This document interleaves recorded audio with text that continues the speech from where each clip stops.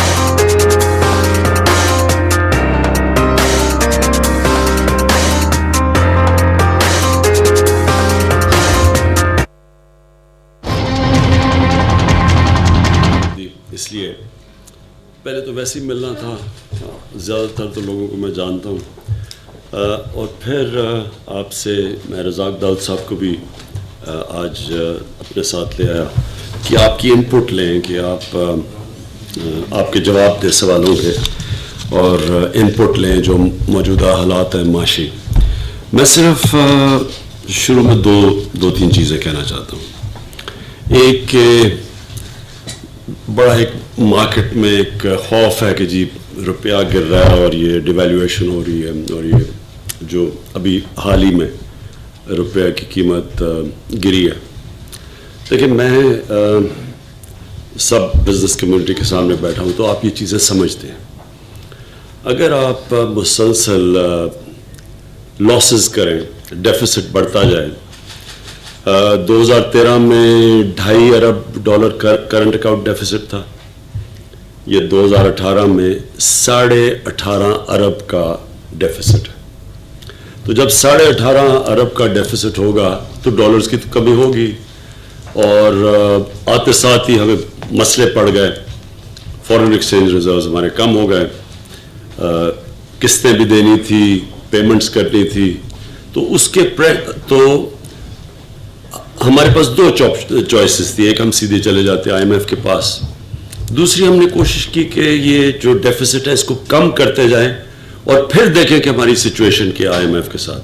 کیونکہ IMF کی جو کنڈیشنلٹیز ہیں نارملی وہ ایک اکانومی کو اتنا سکویز کر دیتی ہیں اور سارا بوجھ گر جاتا ہے عام عوام پہ, بے روزگاری ہوتی ہے, مہنگائی بھی بڑھ جاتی ہے ان کی. تو اس لیے کوشش یہ تھی کہ اس سچویشن میں ہم کم سے کم ڈپینڈ کریں IMF پہ. تو ہوا یہ کہ ہم, اللہ کا شکر ہے, اچھی ہمیں رسپانس ملا سعودی عربیہ سے بھی, UAE سے بھی, چائنا سے بھی, اور ہم اب نیگوسیشن میں ہیں. ابھی ہم نے فیصلہ نہیں کیا, ہم نے پریلیمنری ٹاکس ہوئی IMF سے, اور پھر ابھی آگے مزید مہینے کے بعد پھر سے ٹاک شروع ہوں گے. لیکن آپ کے لیے میں صرف جو بات آج کہنا چاہتا تھا کہ دیکھیں, جو میرا یہ 100 دنوں کے اندر جو میرا تجربہ ہے گورنمنٹ کا, میں یہ سمجھتا ہوں کہ یہ حالات برے ہیں اس وقت, لیکن جس طرح کا انٹرسٹ دنیا میں ہے پاکستان کے اندر, یہ میں باہر بیٹھے ہوئے مجھے بھی اس چیز کا اندازہ نہیں تھا. ہمارا پہلے تو یہ جو سچویشن ہم نے نکلنا اس سے کیسے ہے, اس کے لیے ہم 4 چیزیں کر رہے ہیں. ڈالر کی شارٹیج ہے نا, تو اس کو ہم کور کرنے کے لیے 4 چیزیں کر رہے ہیں. ایک, ہم ایکسپورٹرز کو پوری طرح مدد کر رہے ہیں ان کی ایکسپورٹ انڈسٹری کی, تاکہ وہ کمپیٹ کرے, ہماری ایکسپورٹس بڑھیں. تو رزاق داؤد کو میں اس لیے دعوت دی تھی تاکہ یہ آپ کو جو بھی آپ نے مزید اس کے اوپر سوال پوچھنے ہیں, انسینٹیوز پہ وہ پوچھ سکتے ہیں. دوسری چیز یہ تھی کہ جب ہمارے اوورسیز پاکستانی کے ریمیٹنسز آ رہے ہیں, تقریباً $20 ارب کے آتے ہیں, ہمارے خیال میں کہ اگر ہم ان کو انسینٹیوائز کر دیں تو یہ 10 ارب اور مزید ریمیٹنسز آ سکتی ہیں. وہ ہم نے پورا شروع کر دیا ہے, ان کے لیے پورا پلان بنا لیا ہے کہ ہم ان کو کیسے انسینٹیو دیں گے کہ یہ اپنا پیسہ حوالے ہنڈی کی جگہ ایک بینکنگ چینل سے بھیجیں. تو اس کے لیے پورا ہمارا پلان بن گیا, اور وہ ابھی بھی نظر آ رہا ہے, تھوڑی تھوڑی ریمیٹنسز میں بڑھنی شروع ہو گئی. تیسری چیز ہے انویسٹمنٹ, اور انویسٹمنٹ ہی ہے جو کہ ایونچولی ملک کو اٹھاتی ہے. اور میں یہ آپ کو کہہ دوں کہ ابھی تو ہمارے 100 دن ہوئے, لیکن ماشاءاللہ جو اس وقت انٹرسٹ ہے پاکستان کے اندر انویسٹمنٹ کا, فورن انویسٹمنٹ کا, وہ ہمیں نہیں اندازہ تھا, جو میں باہر بیٹھے ہوئے ہمیں نہیں اندازہ تھا کہ اتنا پاکستان میں انٹرسٹ ہے. اور جو میں نے گیدر کیا وہ 3 وجہ ہے جس کی وجہ سے باہر کے لوگ پاکستان کی طرف دیکھ رہے ہیں انویسٹمنٹ کے لیے. ایک یہ کہ پاکستان کی جو جیو اسٹریٹجک پوزیشن ہے وہ بہت زبردست ہے, بڑی مارکیٹس ہیں, جس وقت بھی حالات اچھے ہوتے ہیں افغانستان کے, ہندوستان کے, چائنا سے ویسے کنیکٹیوٹی ہے, سی پیک سے, تو لوگ سمجھتے ہیں کہ نمبر 1 جیو اسٹریٹجک پوزیشن بہت اچھی ہے. دوسری چیز یہ جو ہماری اور اب انفارمیشن سارا تو آپ کے موبائل فون پہ اویلیبل ہے, تو جو میں نے ان سے بات چیت کی وہ بڑے انٹرسٹڈ ہیں کہ پاکستان کی جو 12 کروڑ پاکستانی ہیں وہ 35 سال کی عمر سے کم ہے. یہ دنیا اس کو اور طرح دیکھتی ہے کہ یہ بہت بڑا پوٹینشل ہے. یہ ایک اگر جس وقت بھی یہ ملک تھوڑا گورننس سسٹم ٹھیک ہو جائے تو یہ بہت بڑی مارکیٹ ہے, انجن آف گروتھ ہے, لیبر ہے, سب چیزیں دیکھتی ہے. اور تیسری چیز وہ بھی کیونکہ ہماری اتنی زبردست اینٹی کرپشن کیمپین تھی, لوگ گڈ گورننس کی طرف جاتے ہیں اور ادھر انویسٹ کرتے ہیں. تو ماشاءاللہ میں آپ کو ذرا بتا دوں کہ ہمارے ابھی تھوڑے سے میں 27 سال کے بعد ایگزون پاکستان میں انہوں نے انٹری کی ہے, اور وہ جو ایکسپلوریشن کر رہے ہیں, جو ڈگنگ کرنے والے ہیں, اور انشاءاللہ ہمیں اگلی جون تک پتہ چل جائے گا کہ وہاں کتنی گیس ہے. وہ سمجھتے ہیں کہ یہ بہت بڑا گیس کا ریزرو ہے آف شور. تو یہ جو وہ اگر خیر یہ چانس ہے کہ نہیں بھی نکلے, لیکن وہ سمجھتے ہیں کہ اس کے اندر جو انہوں نے اوپر سے دیکھا ہے, وہ سمجھتے ہیں کہ وہاں 50 سال کا میسو گیس ریزروز ہیں. تو وہ 20 سے ابھی تو $200 ملین کی انویسٹمنٹ لے کے ہیں, لیکن آگے لانے لگے. سوزوکی 450 ملین کی انویسٹمنٹ لے کے آ رہی ہے, کوک 500 ملین کی, پیپسی 800 ملین کی, اور جو ابھی کل ایک فاؤنٹن ایک کمپنی ہے باہر سب سے زیادہ کارز دنیا میں بیچتی ہے, تو انہوں نے $900 ملین کی فیصلہ کیا ہے کہ پوری کار کی مینوفیکچرنگ پرائیویٹ ان کی کولیبریشن ہے پاکستانی کمپنی کے ساتھ, وہ انویسٹ کرنے لگی. تو یہ بڑی ایک اچھی چیز ہے. ابھی ملیشیا گئے تھے, ملیشیا میں بڑے انویسٹرز انٹرسٹڈ ہیں جس میں حلال میٹ مارکیٹ جو دنیا کے اندر تقریباً $2000 ارب کی اب بن گئی ہے, حلال میٹ مارکیٹ, جس میں پاکستان کا بہت بڑا شیئر ہو سکتا ہے. تو وہ میں جب وہ پرسوں تقریر کر رہا تھا تو لوگوں کو عجیب, لوگوں نے سمجھا کہ میں کٹوں کی بات کرنی شروع کر دی ہے, لیکن وہ ہم ریئلائز نہیں کرتے کہ ہم تھوڑی سی بھی چیزیں کر کے یہاں کتنا بڑا فرق پڑ سکتا ہے. 2000 ارب کی مارکیٹ ہے حلال میٹ کی, پاکستان کی اس کی کنٹریبیوشن ہی نہیں ہے. تو ملیشیا میں مجھے وہاں کمپنیز حلال میٹ کی کمپنیز نے کہا کہ وہ پاکستان میں انویسٹ کرنا چاہتی ہیں, اور وہ یہاں اسٹینڈرڈ, اصل میں ہمارا پرابلم بھی ہے جو گوشت بھی ہے اس کی اسٹینڈرڈائزیشن نہیں ہے, اور ایک ڈیزیز ہے فوٹ اینڈ ماؤتھ ڈیزیز, اس کی وجہ سے بھی ایک پرابلم ہے کہ ہمارا گوشت لیتے نہیں ہیں لوگ.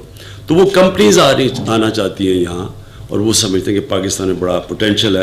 تو ہم یہ جو کرتے ہیں کہ وہ جو بھینس کا بچڑا اس کو جلدی مار دیتے ہیں اس لیے کہ وہ دودھ پیتی ہے بھینس کا, ریئلائز نہیں کرتے کہ وہ 1.5 سال کے بعد پورا ایک آپ کے لیے سورس آف انکم بن جاتا ہے اتنا بڑا گوشت. اور صرف 10,000 کی اگر ہم مدد کر دیں ایک کسان کی, صرف 10,000 روپے, تو وہ پورا کا پورا اس میں بھینس آ جاتی ہے. میں یہ صرف آپ کے سامنے رکھ رہا ہوں کہ پوٹینشیل بڑا ہے پاکستان میں, اور انشاءاللہ آپ خود دیکھ لیں گے کہ یہاں کس لیول کی اس ملک میں انویسٹمنٹ آتی ہے. اب جو آخری چیز, جو چوتھی چیز ہے وہ ہے منی لانڈرنگ. ہمارا جو منی لانڈرنگ سے نقصان ہے وہ اندازہ لگایا جاتا ہے, یہ اسٹیٹ ڈپارٹمنٹ کی رپورٹ ہے کہ 10 ارب کی سالانہ منی لانڈرنگ ہے. تو اگر ہم اس کے اوپر, اور اب ہم نے کل آخری میٹنگ کی ہے اور اگلے ہفتے ہم پوری لیجسلیشن اس کے اوپر لے کے آ رہے ہیں, زبردست کلیم ڈاؤن کرنے لگے ہیں منی لانڈرنگ کا.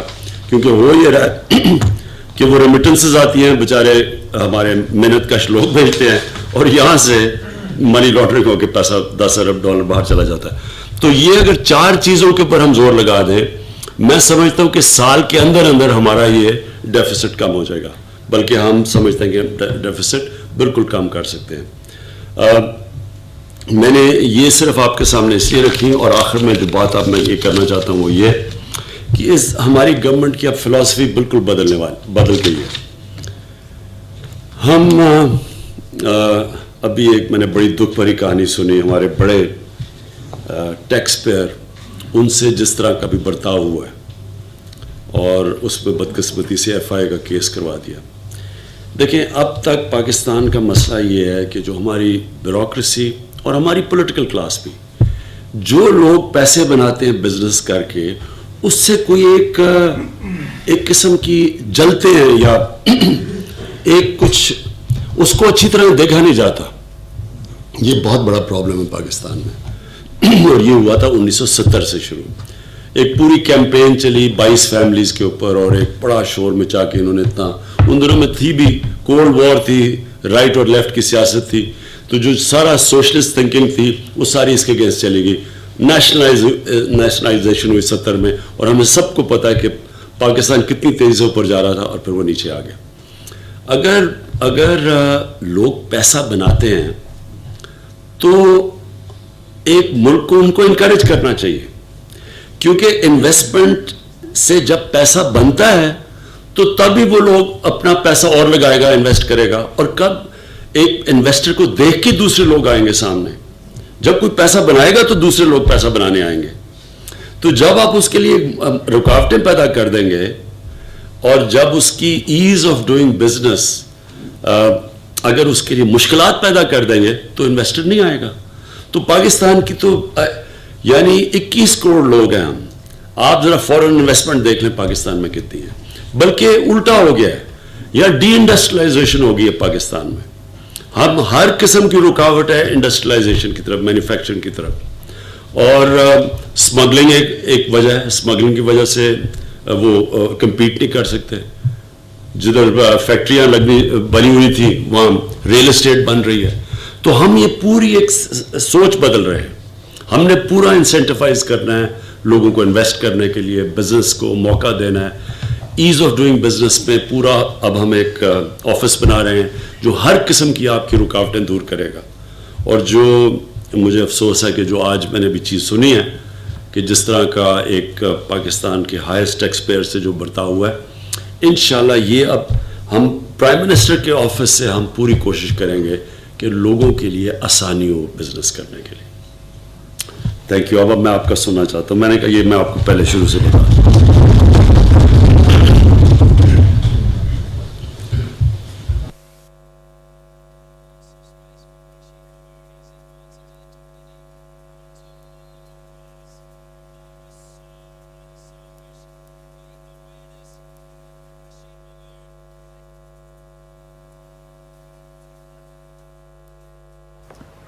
That was Prime Minister Imran Khan addressing the Lahore Chamber of Commerce's delegation, and the Prime Minister did mention that the hysteria that is being created inside Pakistan about the failing economy and the rupee depreciation as well is totally false. He said that the economy is on a stable track and Pakistan is looking towards an increase in its economical turnaround from the previous governments as well. And the Prime Minister also appreciated the business community in Pakistan.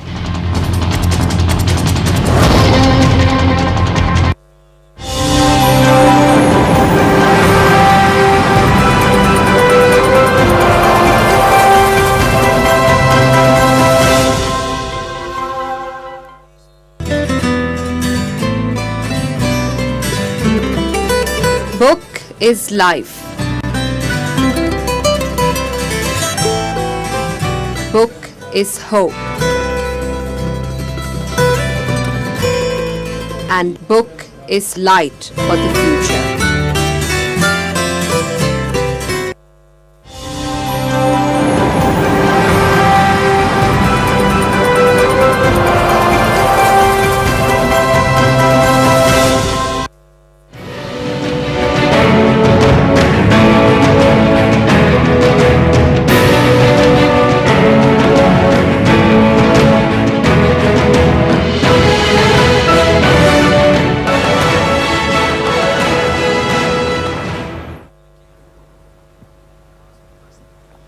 Good evening, Assalamu alaikum. Welcome to Sports Extra. I'm your host Ahmed Nawaz. Now tonight's show we're going to start off our first segment with, of course, cricket.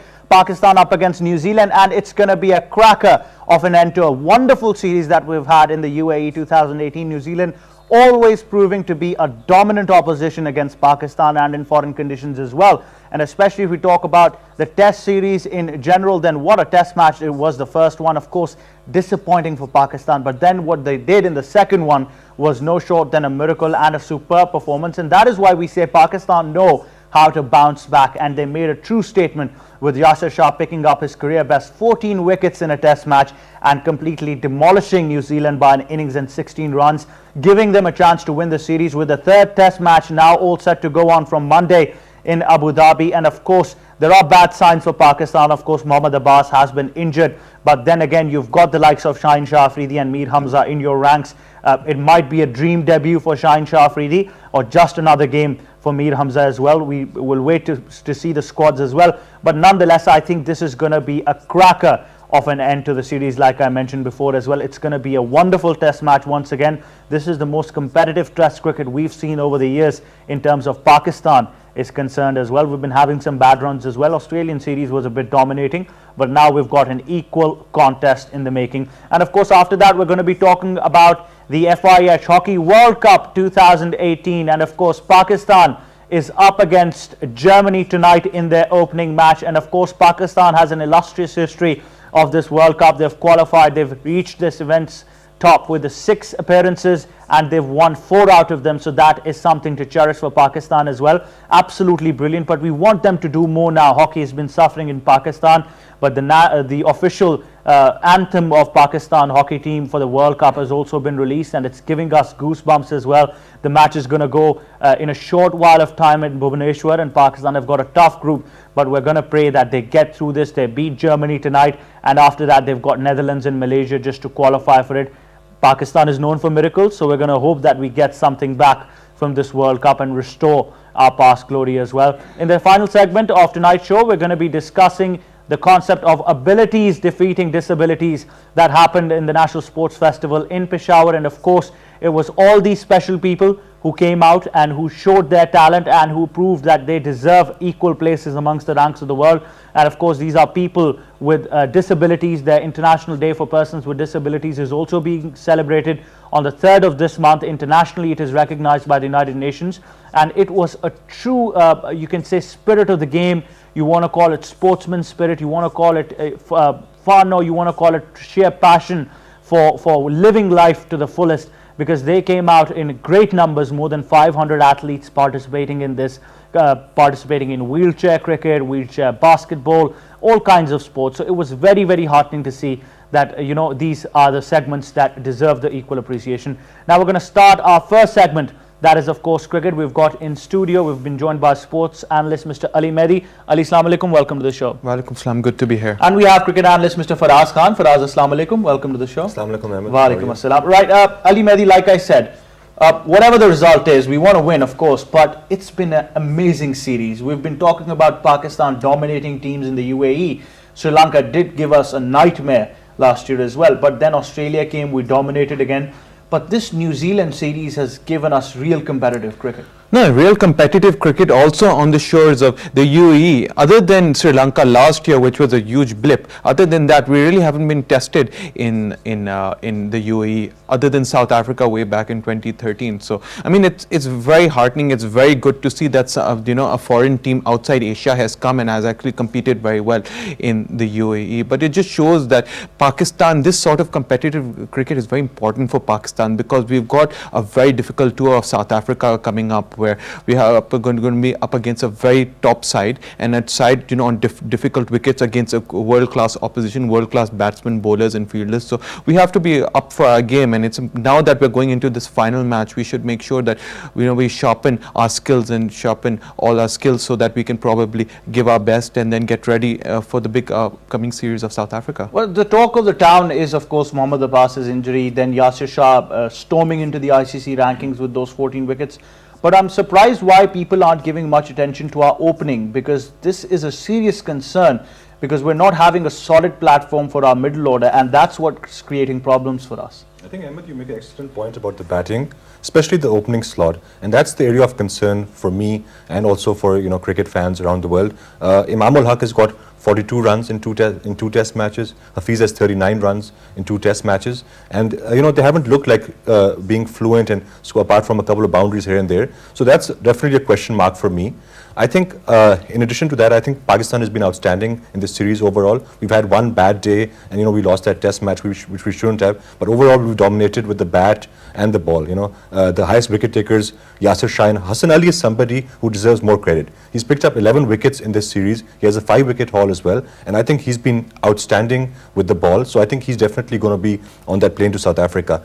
Yes, there are some question marks about the opening, as you mentioned. Also, the bowling options. Bilal Asif hasn't really performed. 2 wickets in 2 test matches, which is a bit poor as well. So I think overall, if you look at the series, Pakistan will be very happy with this series and overall the season in the UAE. But obviously, there are a lot of questions about the South Africa tour and who to select for that.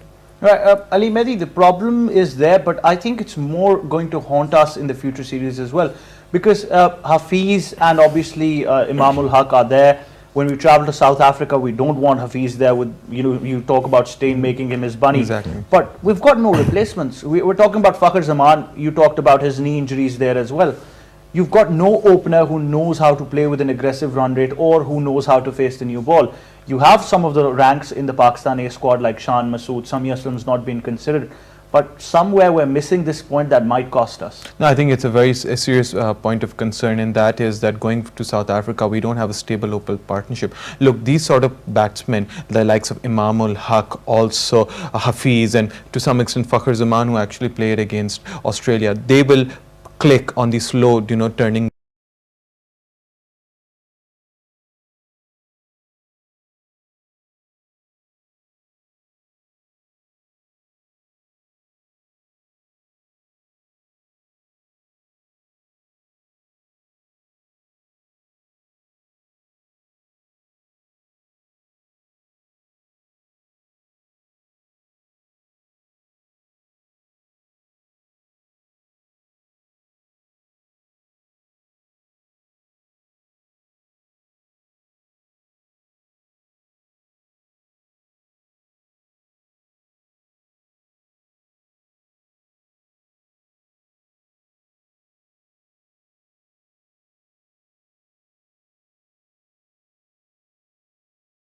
wickets, low wickets.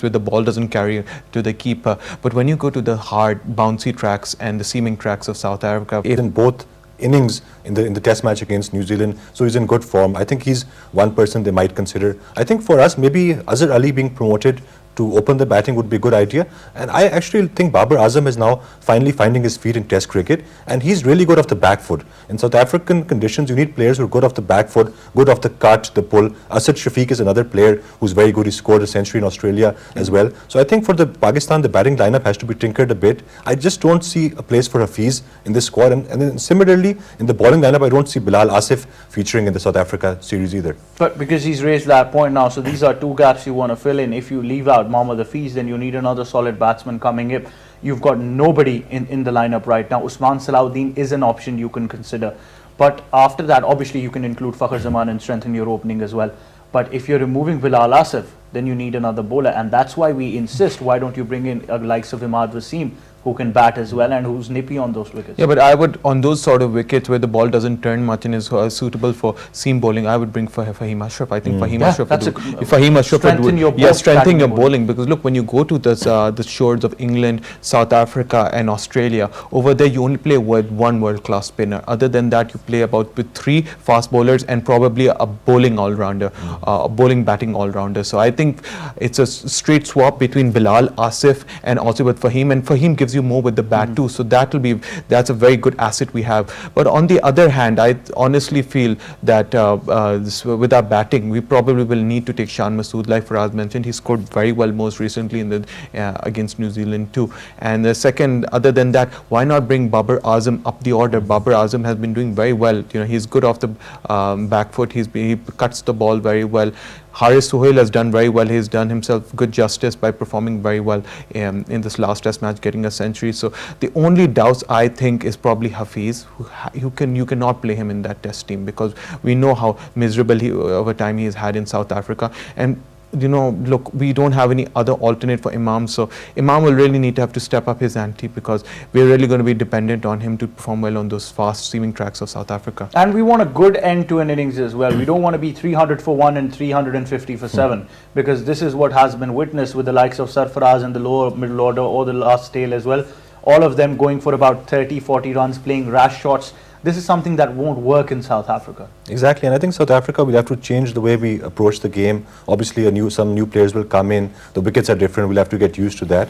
But I think just getting back to this series and the final test match here, I think in Abu Dhabi it's interesting that no team scored above 300 in the either innings, So that for me was a very interesting fact that the highest score I believe was 249 or 250 by New Zealand. So that was something that we have to consider as well in the Abu Dhabi series. I think obviously for Pakistan, Yasir Shah will hold the key in that match. And Hassan Ali has been some guy who's been reversing the ball, doing really well. And obviously, like you mentioned in your opening statement, that Shaheen Afridi is probably going to get a debut match. So I think overall it's going to be an interesting match for Pakistan. But I do think that Pakistan has dominated so much in the past 2 games that it's going to be Pakistan with the series win. Well, no matter what happened to New Zealand is there, but like we're discussing some of the flaws Pakistan has, another one of them has been wrapping up the lower middle order and the tail as well for New Zealand, because when we saw BJ Watling and the guy with him putting up a solid partnership, it just looked like they might get that lead and just get over the line of losing by an innings. So Pakistan obviously needs a good bowler who needs to wrap up the tail quickly. Yeah, and with Mohammad Abbas getting injured, you're now going to have Shaheen Afridi. I mean, the problem is we were too dependent on Yasir Shah in the last test match. We were really dependent on him. Mohammad Abbas, we know he was actually injured. Now we know that he was actually injured. That's why he was not bowling in the right channels, not getting that speed up and bowling with considerable amount of pain. But in this next test match, it's important that all 4 bowlers actually contribute to the cause. It's important that, yes, Yasir Shah will come into effect probably from day 3, but day 4. But he needs support from Hassan Ali. Did very well in the first test match, getting a 5-wicket haul, getting the ball to reverse as Faraz mentioned. But other than that, the debutant, I'm sure Shaheen Afridi will have fire in his belly. He'll come and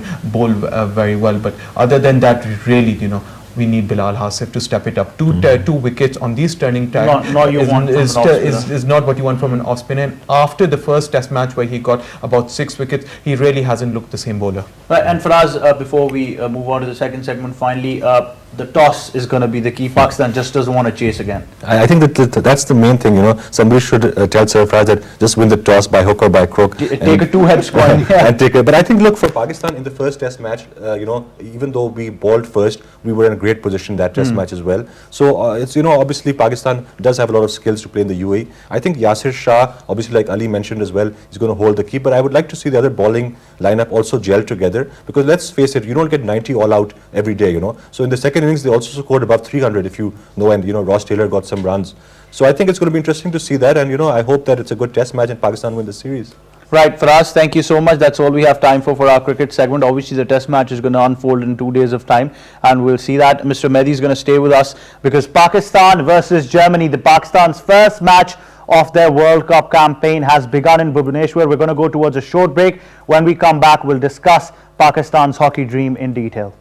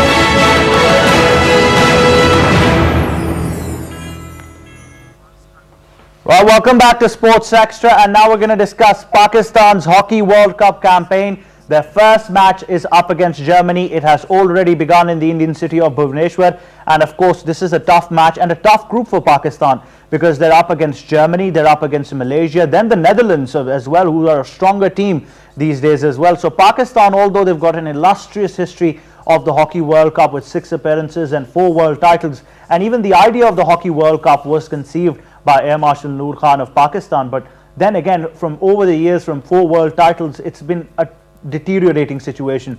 But once again we see Pakistan's hockey gradually moving up the ranks as well. They're getting good marketing in perspective, good sponsorships are coming up as well. They're playing some good quality hockey at the youth level as well. We still have Mr. Ali Mehdi in studios as well. Ali, no matter what it is, the occasion is huge and we have to be behind our team. It's a World Cup. Yeah, it's a World Cup too, and considering the disaster of 2014 when we didn't qualify for the first time in our history in a World Cup, I think Pakistan have done very well to qualify for this World Cup. They're doing relatively better. Like you said, marketing sponsorships are coming too, and the most important thing is that they have a stable squad and a stable team management. So confidence is very high right now. The team is very motivated. Yes, they might be in the group of death, or in a group where the 3 teams, Pakistan, Germany in hockey, have won 10 World Cups. Champions, have been champions 10 times. But if Pakistan play to their true potential and like the confidence, and they have very confident right now, like the management is, then there's a good chance that we might make the group. But since the 1970s, if you talk about the idea when it was conceived of the Hockey World Cup, till now it's 2018, a lot has changed.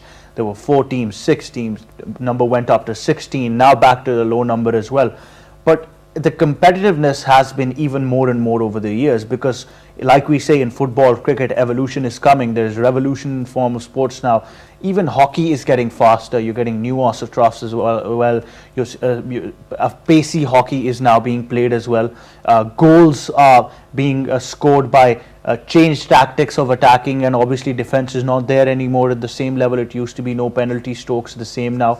But over the years, Pakistan's history for hockey should be something that should be in their minds, just to give them a sense of why they're playing the World Cup. Yeah, and the most important thing is like the history. They should remember that they were world champions for a very dominant period. For a long period of time, they were dominant in the sport.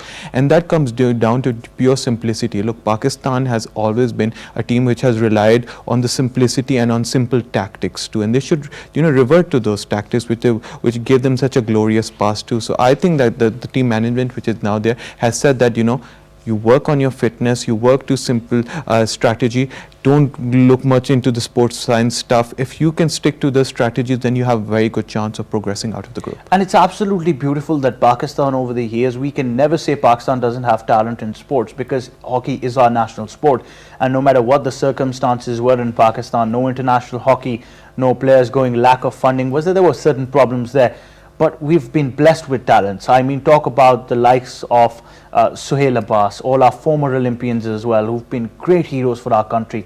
And still we see a lot of them still have the dedication to just teach these young guys what hockey is all about. Yeah, the reason why hockey is still well and truly alive is because of these legends of the game, the likes of Hassan Sardar, who's still very well involved in the game. Shahbaz Ahmed Senior is another one who's the secretary of the PHF. He's played such an important part in the redevelopment of Pakistan's team too. Taqir Dar, who's now the coach of Pakistan too. So the thing is right now is that if the hockey is going to move forward, it's all these legends who need to contribute, and they're doing a magnificent job till now. And we can follow role models from our obviously neighboring countries as well. They've been commercializing hockey. They've got hockey leagues in perspective. They've actually brought in a lot of limelight in hockey as well, and that's how you attract fan following. That's exactly what they've done. The Indians, for that matter, have this huge marketing and business model where now they have an Indian league which has been going on for the past 10 years IHL, too. yeah. IHL, which has been going on for the past 10 years, and it's due to that competitiveness of that league that you have new Indian superstars and why their ranking has increased on the national front too. So Pakistan really needs to learn from that model, and if we can, if our youth level and can be given some more structure, if we can have a good competitive league, then there's no reason why we can be. And obviously, like every sport, we want to move back to the grassroots levels, because I was the lucky enough to, the lucky ones, the generation who even played hockey in university and college as well. There used to be a state tournament. but somehow we're not seeing that anymore. I mean, if you talk about sports organizations or sports cultures as well in universities, then hockey is probably the last thing they'd be looking for. Yeah, that's very unfortunate, and why there needs to be more emphasis on the PHF, to promote hockey on a university and school level too, because whilst we were growing up in the 80s, 70s, 80s and 90s, there was more emphasis on probably in hockey being our national sport than cricket. But, times have changed, but I'm sure that with this new management and the new emphasis, and if our team starts delivering again, which I'm sure they will in the upcoming future, then you'll see on the grassroots level that hockey will be promoted once again. And you've got plenty of scientific experiments that you can do, because football was on the verge of not being followed in some parts of the world. They came up with the invention of futsal. You could do the same with hockey. You just limit that game, bring in more excitement, limit the number. I know it would be injustice to the sport, but just to get a feel for hockey in the young lads. Well, look, there's an evolution of sport. You look at the likes of cricket with T10, T20, and the same thing has happened with football. You've introduced this new concept of futsal, which you rightly pointed out too. There's an Indian league which has actually promoted futsal, and all over the world there's a futsal World Cup too. So why not do something similar in hockey? Reduce the number of players, probably introduce new evolutionary techniques which will bring back more attendance to the game. Right, Ali Mehdi, thank you very much for your expert analysis on this. We're going to go towards a short break, but when we come back, we'll have the abilities defeating disabilities in the National Sports Festival on our table as well. Stay tuned to Sports Extra.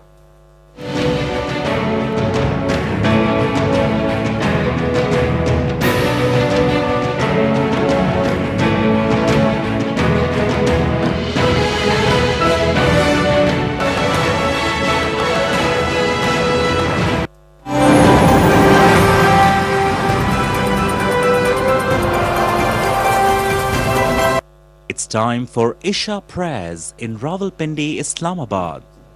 People in other parts of the country may offer their prayers according to their local timings. Allahu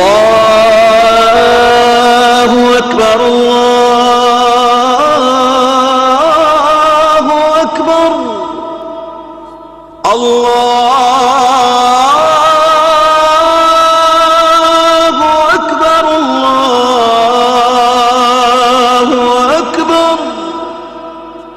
أشهد أن لا إله إلا الله أشهد أن لا إله إلا الله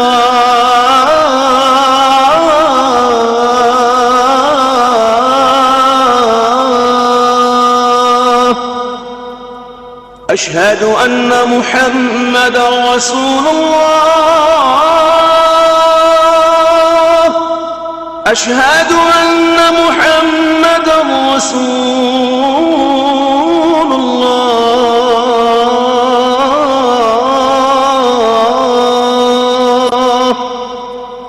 حي على الصلاة حي على الصلاة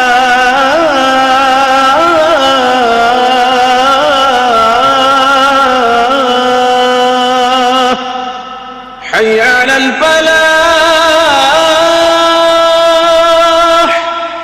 حي على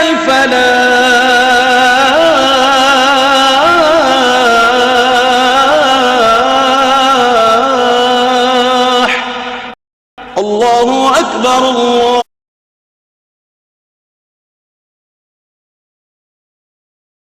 الله أكبر لا إله إلا الله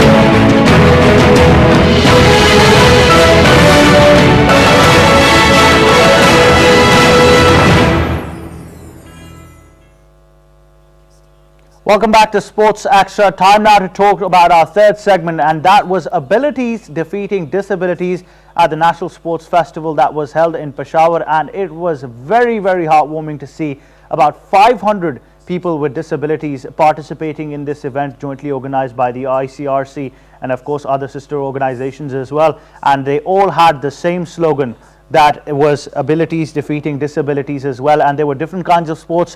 There was wheelchair cricket, wheelchair basketball as well. And like I said, these people do deserve our special attention. The International Day for Persons with Disabilities is being celebrated on the 3rd of December, and obviously it's our time to give our share to this segment of the society as well, because they're no less than heroes for us. And obviously now to discuss about this, we've been joined on telephone line by Mr. Najam Abbasi, who's the spokesperson for the ICRC and one of the organizers of this event as well. Mr. Najam, Assalamu alaikum, welcome to Sports Extra. Walaikum salam ji, thank you very much. Right, sir, if we talk about this event in general, I'd like you to briefly highlight the ICRC's role in this as well, and how do you intend to promote this on a further scale? Yeah, sure. First of all, thank you very much to PTV World on talking about this particular issue, which is actually on the social inclusion of persons with disabilities. And of course, sports is just one way to help them do that. So generally, for example, the ICRC has been working particularly on this field in the physical rehabilitation of persons with disabilities since 1984. And currently, we are the largest service provider supporting more than 26 centers with the help of 10 local partners. But of course, physically rehabilitating them physically is just one step towards, of course, making them a useful member of the society. The second step is also to give them opportunities to be the part of the society, be it, the social inclusion, but as well as the economic inclusion and others. So this National Ability Sports Festival, which was the first of its own kind, we have organized in Peshawar.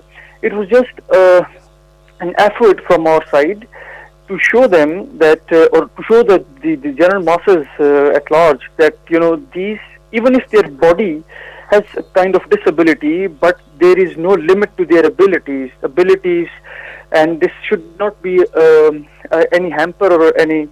There should not be a hurdle to chasing their dreams. So that's why we have organized it at Islamia College, Peshawar, which is also has a significance because of its history and then the location. So, and gathering more than 500 players with disabilities from across Pakistan and allowing them to show their talent, their matchless talent, in front of so many thousands of people, just to, so that for them to have this idea that, the people are out there to help them, to support them, the society at large in Pakistan, but as well as for us, the people like us, that, we should be also aware that whatever we do, whether it's the sports or other activities of our life, we should always keep an eye towards... Right, Mr. Najam, if we talk about the participation in this, you said that this is the very first of its kind that was held, and it had about 500 people participating. But this means that in future times, in coming years as well, we can make this a yearly event equivalent to the national games, because over the world we see Paralympics being held for people with disabilities. Britain's Prince has also his version of these own games for war veterans who are with disabilities as well. So in future we can see a huge, because 500 in the first event is mashallah huge number. So we can improve this gradually and make this equivalent to our national games with all segments of society. Actually, this is exactly what we should do, we need to do, and that's what we are also, from the ICRC perspective, we are aiming to do. That we need to make it a regular feature, an annual feature, and with every passing year we need to further expand it. And this can only be done when more and more organizations working for the rights of persons with disabilities, but then most importantly the government joins hand. That's only when this can become bigger and regular, and that's what is that we are aiming at. Right, but Mr. Najam, I must ask this because it is my civic responsibility and every Pakistani's and every human being's responsibility as well, that how can we contribute to this noble cause?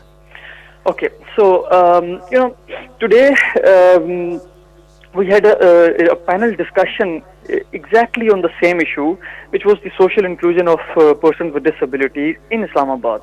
That was also in connection with the International Day of Persons with Disabilities on 3rd of December. And, where we discussed so many things that, we need to move ahead in providing the right laws and, policy frameworks, allowing persons with disabilities, and then there were the role of media and society. But one thing which came out very regularly is the mindset.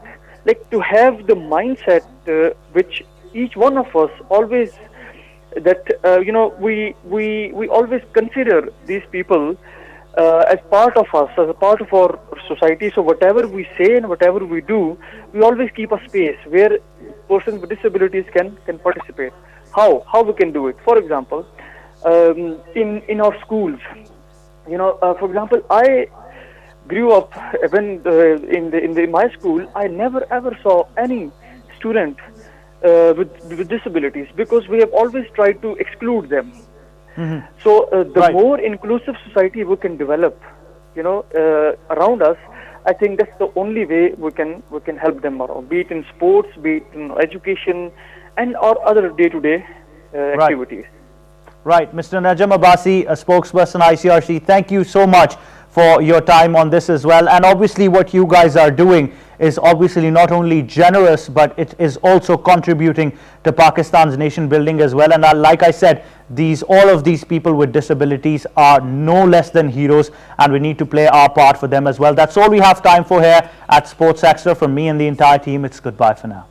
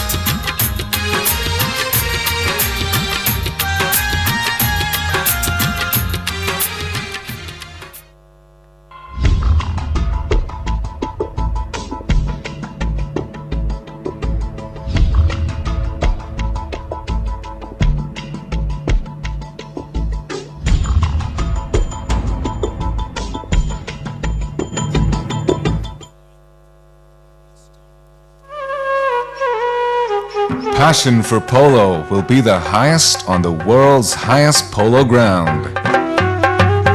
Shandur invites visitors to experience a traditional polo tournament between the teams of Chitral and Gilgit. The tournament is held on Shandur Pass, the highest polo ground in the world, at 3,700 meters above sea level. The first time a polo tournament took place on the Shandur Pass was in 1936. It is a place unique and exotic in itself, surrounded by some of the most spectacular mountain scenery in the world. The event marks the annual rivalry between the teams of Chitral and Gilgit. The Polo Tournament has some added attractions for the visitors: trout fishing at the nearby streams and lakes, and a festival of folk dances and music of northern Pakistan. The event in itself offers a fascinating insight into the lifestyle of the people of this region. Their culture and indigenous customs are a delight to behold for the visitors. Crystal clear lakes, snow-covered mountains, alpine flowers, and vast stretches of green grass are added attractions.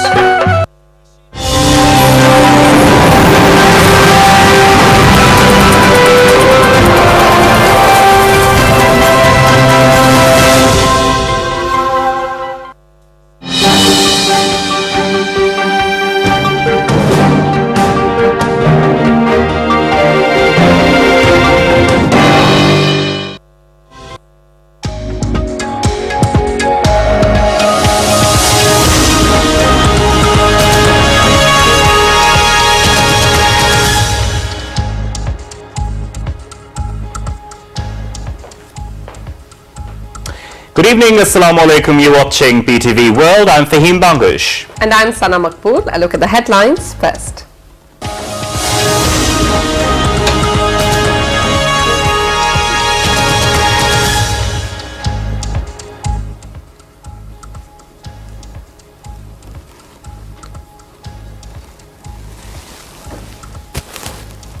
Prime Minister Imran Khan says the business community should not be worried about recent depreciation of rupee against the dollar, as Pakistan has received positive response from Saudi Arabia, China and the UAE.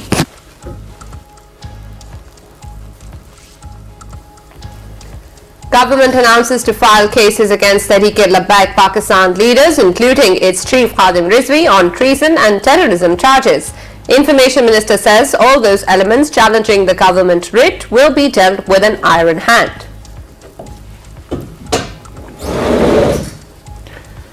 Prime Minister Imran Khan reiterates his government's commitment to resolve Kashmir dispute through dialogue, as nuclear powers could not afford any war.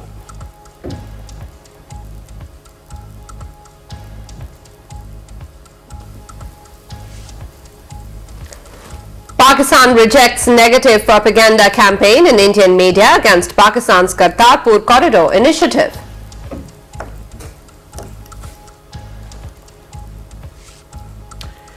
President Arif Alvi lauds sacrifices rendered by security forces for peace in the country and fight against terrorism.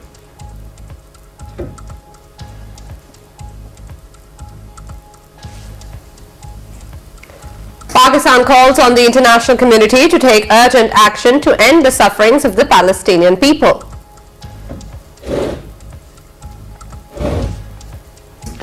In occupied Kashmir, Indian troops and their unabated acts of state terrorism martyred 48 Kashmiris during the last month of November.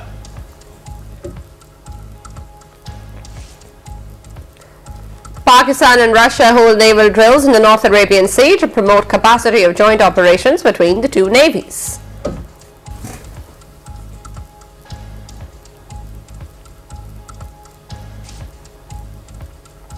World AIDS Day being observed to increase international awareness and promoting greater social tolerance and understanding of issues faced by people living with this disease.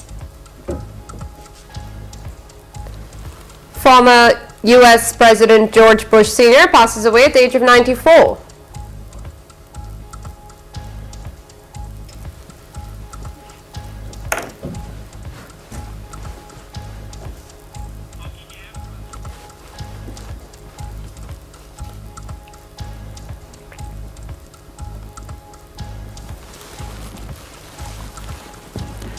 Pakistan is playing against Germany in their opening match of Hockey World Cup 2018 in Bhubaneswar.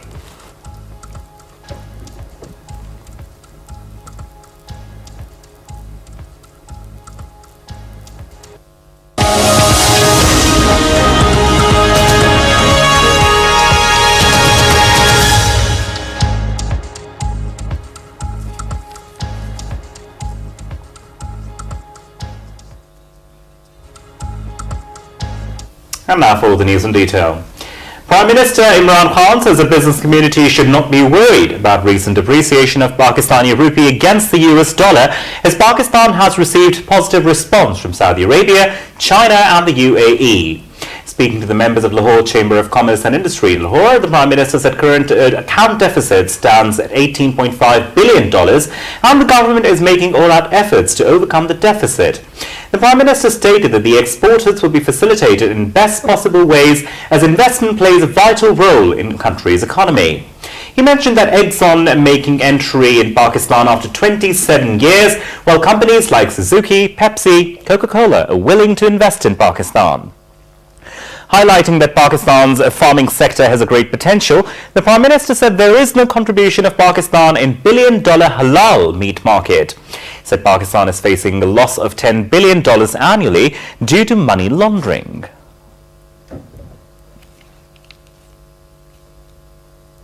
Information Minister Fawad Chaudhry announced that Tehreek-e-Labbaik Pakistan Chief Khadim Hussain Rizvi has been charged with treason and terrorism at Lahore Civil Lines Police Station.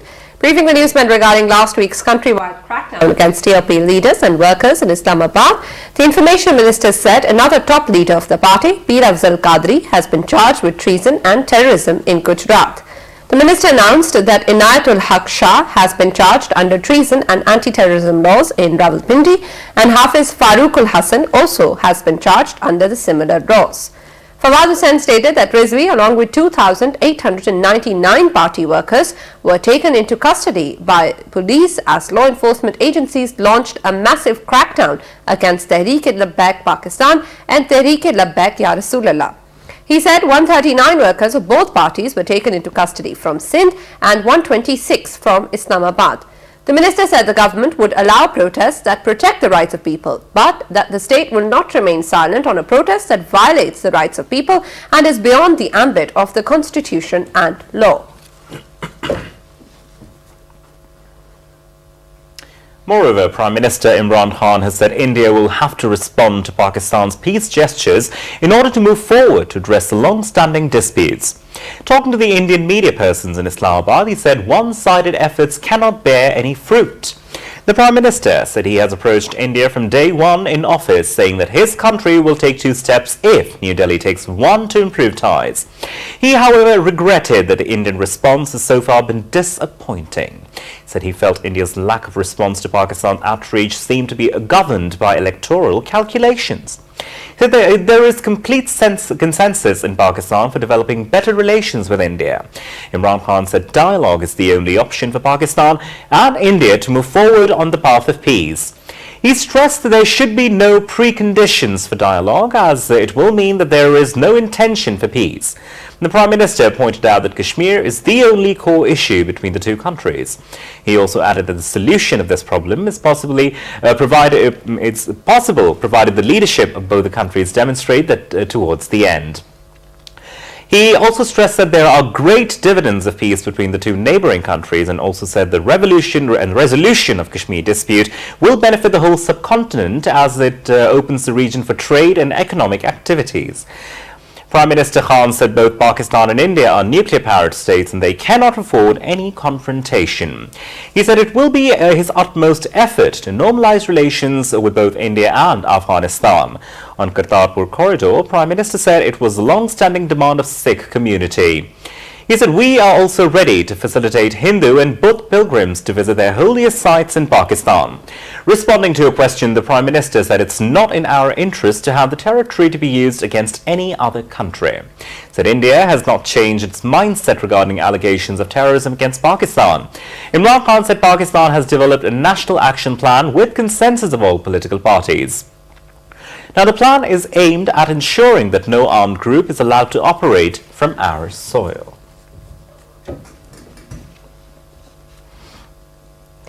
Pakistan has rejected the negative propaganda campaign in Indian media against the Kartarpur Corridor initiative.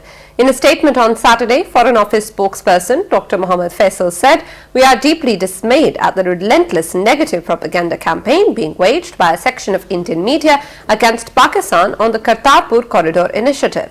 He categorically reaffirmed that Pakistan has taken this initiative solely in deference to the long-standing wishes of our Sikh brethren, especially in the wake of the forthcoming 550th birth anniversary of Baba Guru Nanak Dev Ji.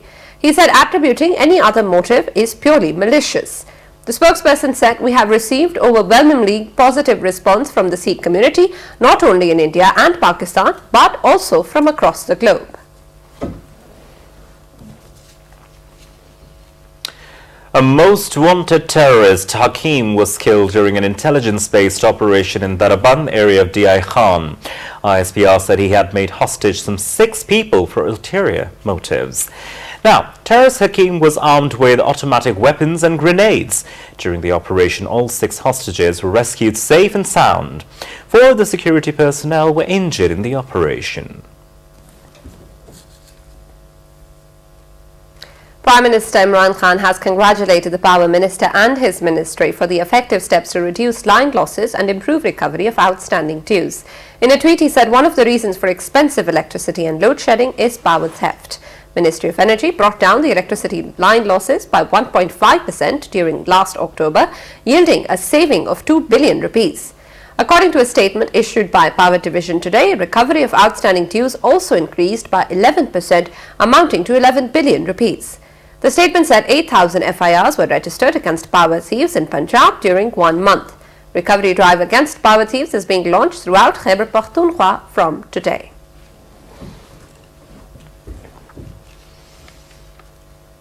Prime Minister Imran Khan arrived in Lahore, where he is to chair several important meetings.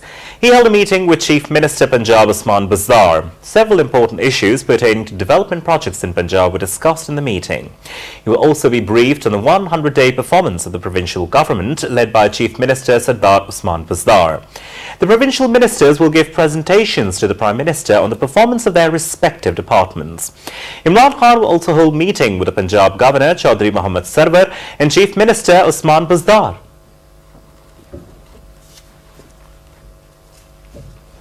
President Dr. Arif Alvi has lauded the sacrifices rendered by the people of Khyber Pakhtunkhwa and tribal districts in the war against terror. Addressing a news conference in Peshawar, he said, "We have suffered a lot due to terrorism." He lauded the role of the security forces in restoring peace in the country, which has helped in promotion of terrorism.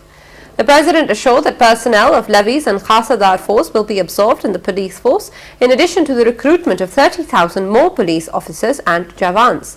He said 3% resources in the National Finance Commission Award will be allocated for tribal districts of Khyber Pakhtunkhwa. He said overall 1,000 billion rupees will be spent on the development of tribal districts in the next 10 years.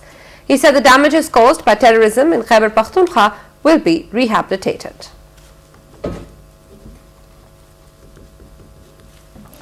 Now, President Dr. Arif Alvi visited Darul Uloom Haqqaniya Akura Khatak to express condolence over the killing of Maulana Samiul Haq.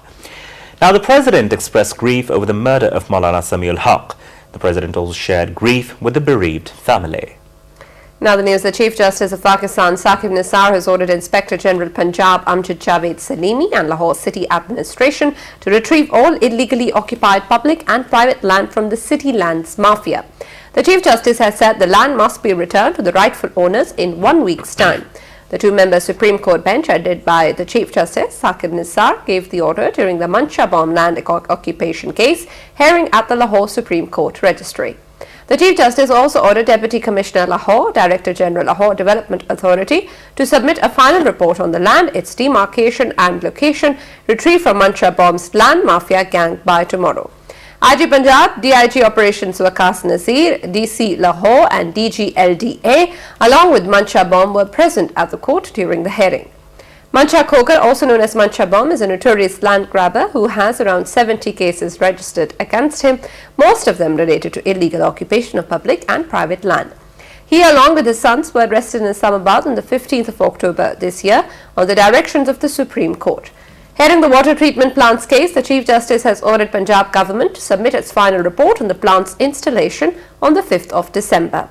Provincial Minister for Housing Mahmood Rashid was present on behalf of the provincial government during the hearing. Hearing the Pakistan Kidney and Liver Institute case, the court was informed by child doctor specialist Dr. Huma Arshad that the institute lacks infrastructure for organ transplant on children and that most children who need organ transplants in Pakistan are younger than 8 years. The Chief Justice has summoned senior PKLI Dr. Saeed Akhtar regarding the matter, remarking that 34 billion rupees of the public money was spent on PKLI, and if it cannot perform its basic functions, then the court will have the choice but to forward the matter to the National Accountability Bureau. The Chief Justice also expressed his hope that an organ transplant will take place in Pakistan by the year's end.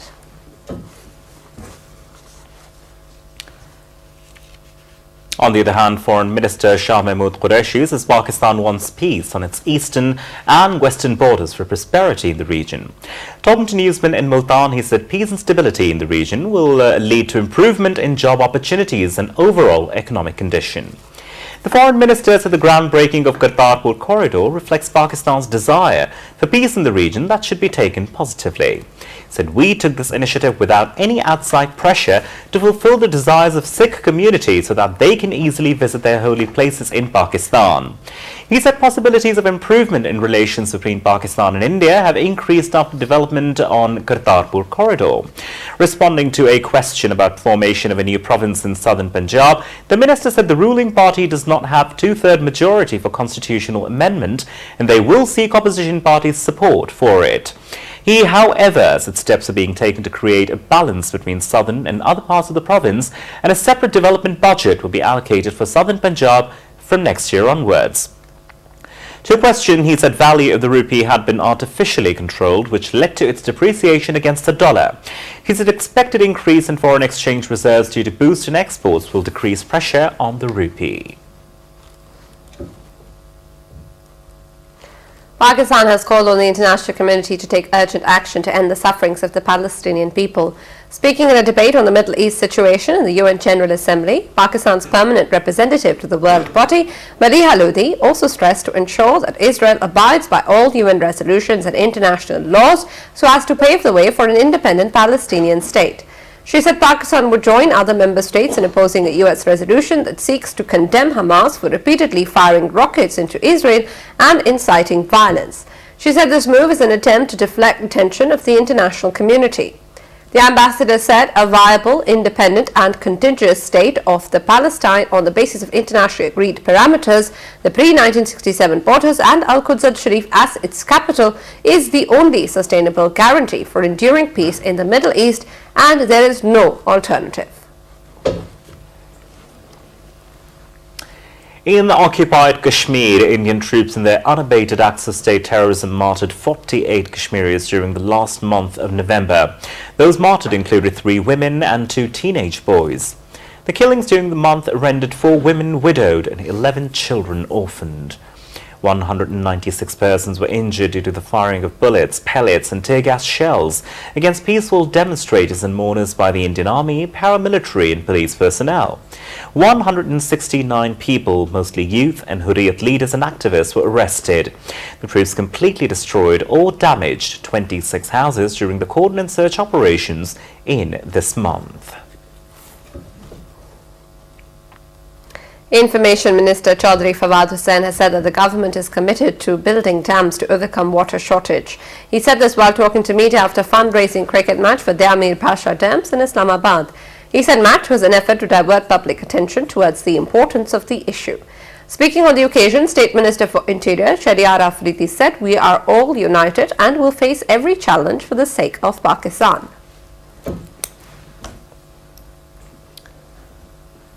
Pakistan and Russia have held naval drills in the North Arabian Sea to promote capacity of joint operations between the two navies. Pakistan Navy spokesperson, ships of Pakistan Navy and Russian Navy carried out war operations during the exercises. During their visit to Karachi port, officers of Russian Navy held meetings with Field Commander of Pakistan Navy, visited Mausoleum of Quaid-e-Azam Muhammad Ali Jinnah and laid a wreath.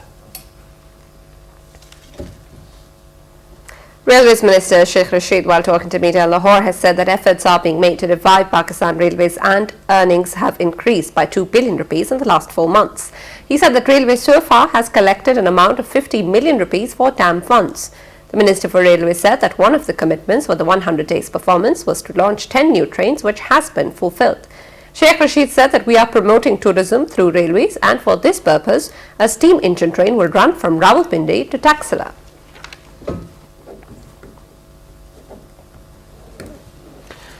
Now, the World AIDS Day is an international day dedicated to raising awareness of the AIDS pandemic caused by the spread of HIV infection and mourning those who have died of this disease. More in this report by Seema Babasi.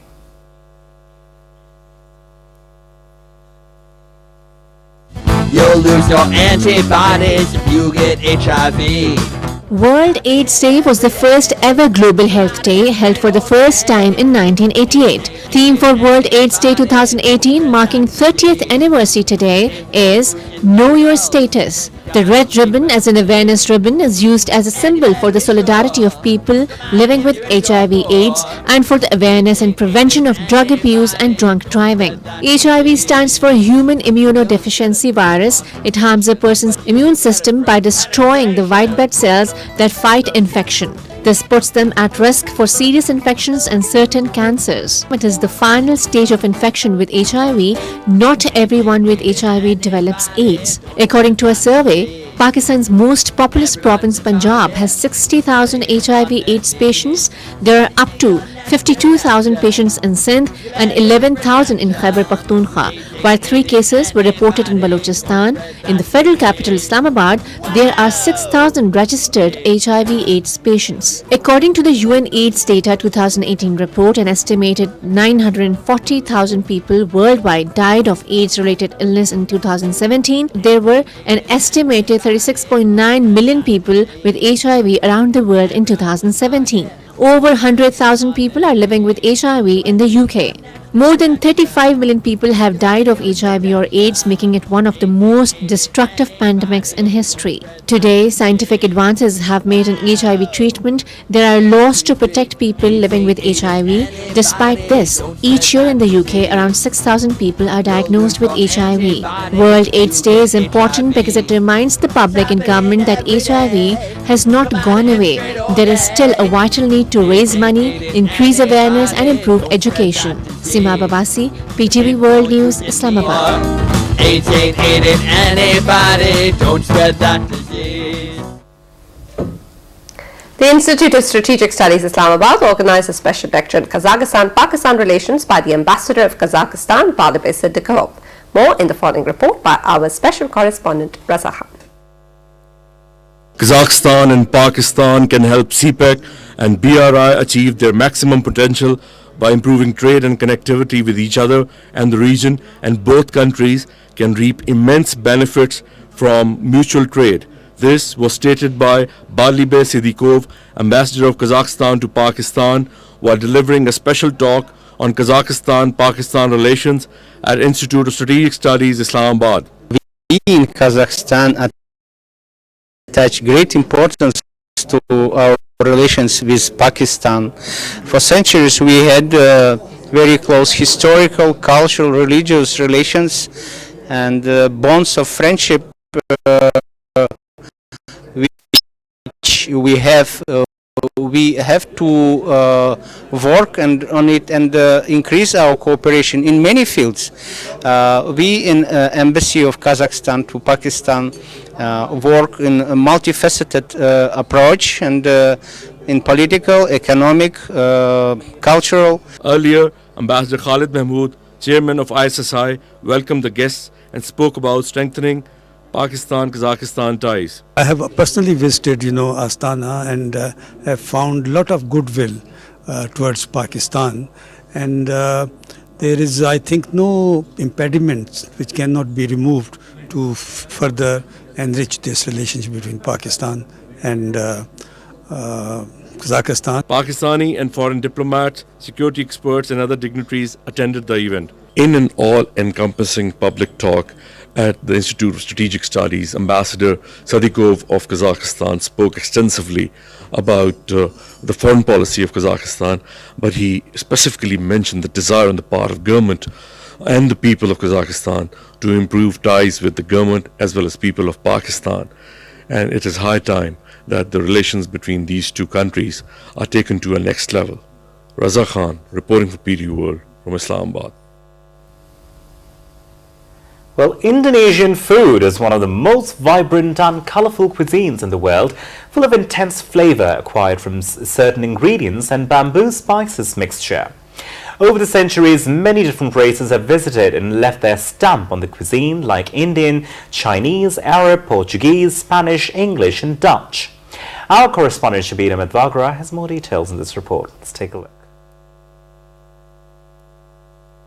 Indonesian cuisine is eclectic and diverse because Indonesia is comprised of approximately 6,000 populated islands of the total over 17,000 in the world's largest archipelago, with more than 300 ethnic groups calling Indonesia their home. The country has around 5,350 traditional recipes, with 30 of them considered the most important. There are many regional specialties, but whenever you are in Indonesia, most meals, including breakfast, are based around rice. Literally meaning fried rice, nasi goreng is considered the national dish of Indonesia and can be found everywhere from street hawker carts to dinner parties or restaurants.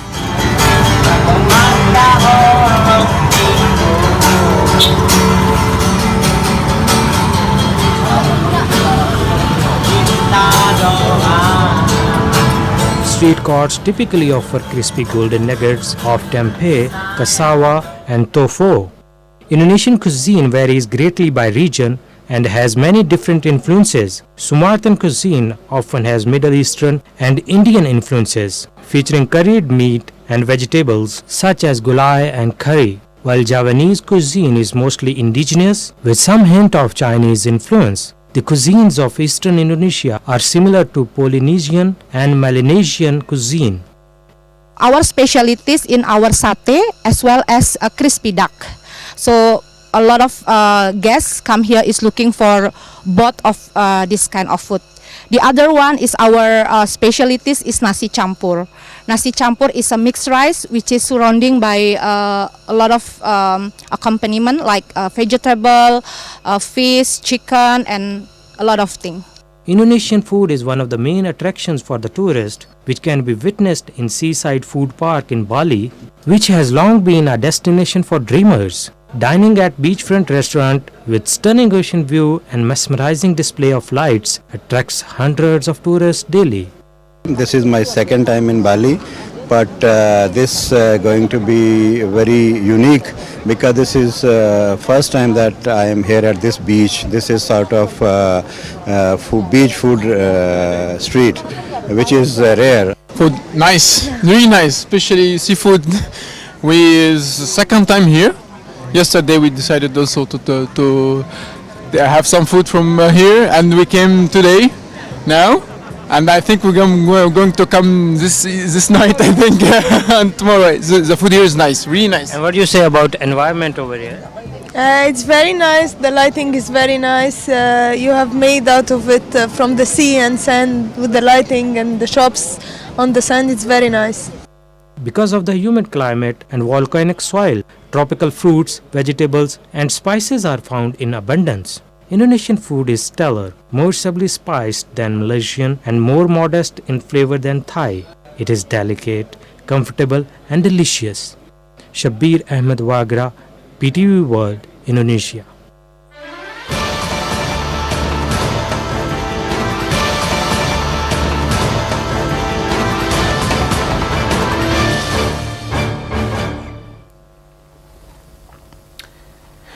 Well, the police and protesters have clashed in Paris during a third weekend of yellow vest demonstrations sparked by rising fuel prices. Police fired tear gas while several officers had yellow paint thrown at them. At least 39 people were arrested as well. Thousands of people have been taken to the streets in protest at fuel costs and the high cost of living. President Macron struck a conciliatory tone earlier in the week, but said he would not abandon his fuel tax. He said it was a key part of France's future energy strategy to combat global warming, but added that he was open to ideas about how the tax could be applied. Former U.S. President George Bush Sr. has passed away at the age of 94. He was the 41st U.S. President between 1989 and 1993, after serving 2 terms as Vice President to Ronald Reagan. US President Donald Trump paid tribute to the late former leader George W. Bush, praising his lifetime of service to the nation and unflappable leadership during the waning days of the Cold War. The 41st American president was a foreign policy realist who navigated the turbulent but largely peaceful fall of the Soviet Union in 1989 and assembled an unprecedented coalition to defeat Iraqi strongman Saddam Hussein 2 years later. But the decorated war pilot and former CIA chief suffered the ignominy of being a one-term president, denied a second term over a weak economy when he lost the 1992 election to upstart Democrat Bill Clinton. Foreign Office has offered condolence over the death of former US President George W. Bush Sr. Foreign Office spokesman Dr. Mohammed Faisal said the former American president is remembered in Pakistan for his efforts to mobilize the international community after 2005 earthquake. He added that Mr. Bush was a statesman who led his country amid difficult global challenges. Chinese President Xi Jinping has urged the BRICS members to close communication and coordination, support multilateralism and safeguard the rules-based multilateral trading system so that the world economy can embark on a path of stability, growth and prosperity. Xi made the appeal at an informal leaders meeting of the Emerging Market Group, which groups Brazil, Russia, India, China and South Africa ahead of a Group of 20 summit in the Argentinian capital of Buenos Aires. The BRICS leaders exchanged views on the current international economic circumstances and challenges in cooperation within BRICS and reached broad consensus on strengthening BRICS unity and cooperation, jointly maintaining world peace and security, promoting balanced and inclusive global economic growth and improving global economic governance. Noting that the BRICS countries are all important G20 members, Xi called on the group to support Argentina as the host of the summit and to send a signal of supporting multilateralism, cementing international cooperation and promoting mutual benefit and a win-win situation. Chinese President Xi Jinping urged the Group of 20 to stick to openness, partnership, innovation and inclusiveness and steer the world economy responsibly. Now, he warned the G20 leaders of accelerated accumulation of risks in global economy and pledged that China will firmly push forward a new round of reform and opening up with increased efforts of intellectual property rights protection and more imports. He called on the G20 members to work with the same courage and strategic vision and ensure that the global economy grows on the right track. He said that developed economies, when adopting monetary and fiscal policies, should give more consideration to and work to minimize the impact such policies may exert on emerging markets and developing economies. She urged the G20 members to stay committed to win-win cooperation to promote inclusive global development. Argentine President Mauricio Macri presided over the meeting.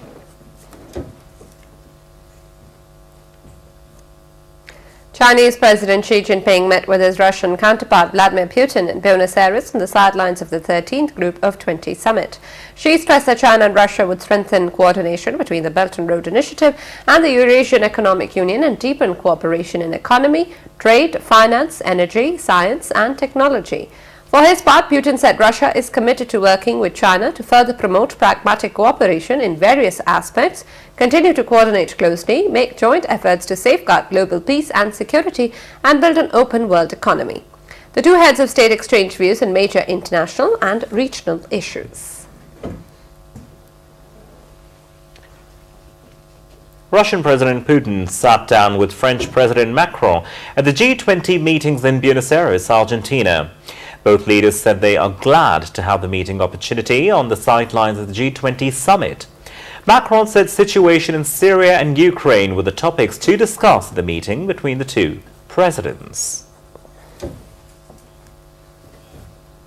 British Prime Minister Theresa May told Saudi Crown Prince Mohammed bin Salman that he should take action to prevent the recurrence of incidents like the murder of journalist Jamal Khashoggi. British Prime Minister held a meeting with Prince Mohammed at the G20 summit in Argentina. She stressed the importance of ensuring that those responsible for the appalling murder of Jamal Khashoggi are held to account and that Saudi Arabia takes action to build confidence that such a deplorable incident could not happen again. Tens of thousands of Indian farmers and rural workers marched to the Indian Parliament in the capital, New Delhi, in a protest against soaring operating costs and plunging produce prices that have brought misery to many. Farmers from more than 200 groups began gathering in New Delhi, demanding that the government call a special session of parliament to discuss the crisis in the countryside. Agriculture contributes about 15% to India's $2.6 trillion economy, Asia's third largest, but employs nearly half of its 1.3 billion people. Low food prices, export curbs and anti-inflation policies that keep rural incomes low and a broad shift from subsidies to investment spending have all infuriated and demoralized farmers. The protest is one of the biggest displays of frustration with Prime Minister Modi's government, which faces a tough general election due by May next year. India's 263 million farmers make up an important voting bloc. A group of migrants have stopped eating in Tijuana, joining a hunger strike in an effort to drum up pressure on U.S. authorities to hear their case for asylum in the United States. It comes as temperatures drop in Mexico's northern border city, frustrating migrants who are forced to endure wet weather and an impending winter. They complain the conditions at the shelter are subhuman. Many of those families are from Honduras and fled gang violence and economic hardship for what they hoped were better opportunities in the U.S.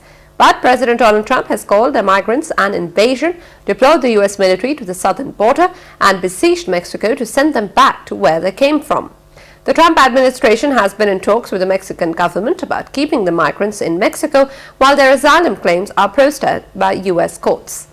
That would break long-standing practice, which allowed asylum seekers to remain in the United States while their cases play out. In the meantime, many of them endure a sort of purgatory. U.S. Border Patrol officers performed a series of drills near its international border with Mexico as thousands of Central American migrants wait by the frontier seeking asylum in the U.S.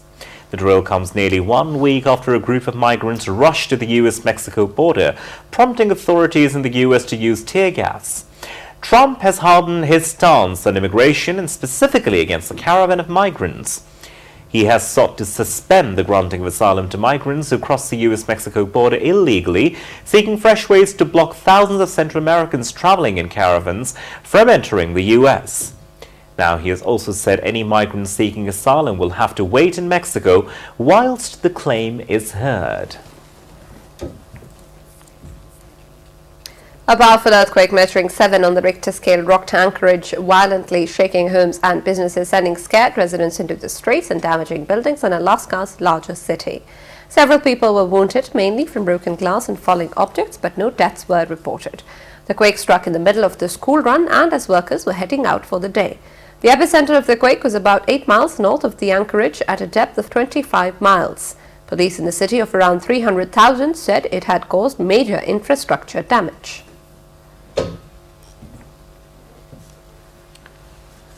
Paris is truly transformed into a city of lights as kilometers of iconic avenues sparkle with Christmas illuminations as the holiday season kicks off.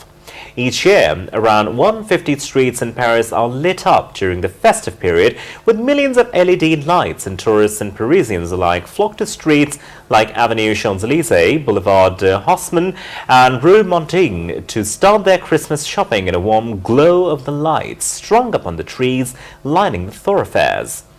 In an effort to honor environmental targets, Paris has opted for ultra-energy efficient LED lights.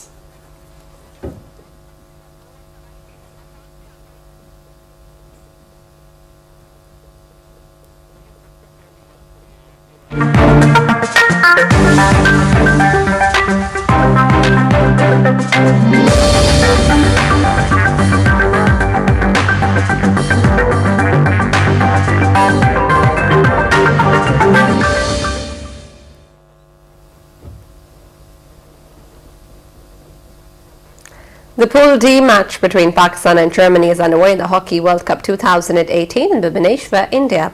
The match remained goalless after 2 quarters. In the third quarter, Germany scored the opening goal. This is Pakistan's first match in the mega event.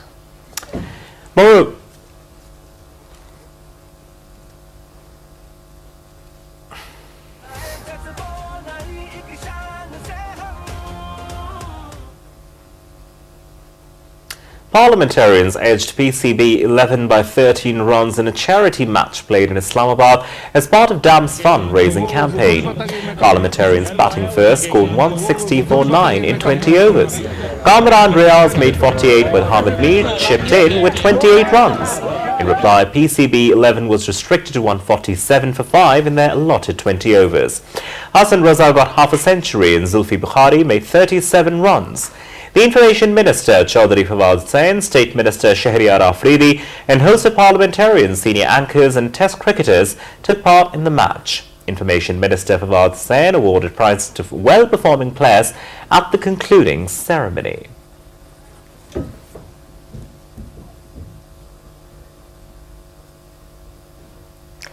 Kareem Abdul-Jawad of Egypt and Thiago Elias of Peru qualify for the men's final of Pakistan's Open Squash Championship 2018 in Karachi. In the first semi-final, Kareem Abdul-Jawad beat Nafiz Wan Adnan of Malaysia by 11-8, 11-5 and 11-7. In the second semi-final, Thiago Elias outplayed Arturo Salazar of Mexico 11-9, 11-4 and 11-1. Meanwhile, Yathrib Adil and Nadine Shaheen of Egypt qualify for the women's final. In the women's first semi-final, Yathrib Adil of Egypt beat compatriot Ziena Mokhavi by 11-8, 5-1, 11-9 and 11-7. In the second semi-final, Nadine Shaheen outplayed Sivasangari Subramaniam of Malaysia 11-8, 11-7 and 11-7. Deontay Wilder and Tyson Fury weighed in for their heavyweight title fight in Los Angeles, California. The traditional face-off was abandoned for fear of a repeat of the brawl that occurred at the pair's joint news conference 2 days earlier. Fury weighed in at a 256.5 pounds, a full 44.5 pounds more than his American opponent, who tipped the scales at 212 pounds. Wilder took the stage wearing an ominous black face mask which appeared to produce more laughs than alarm at the outdoor stage adjacent to the Staples Center where the fight will be held.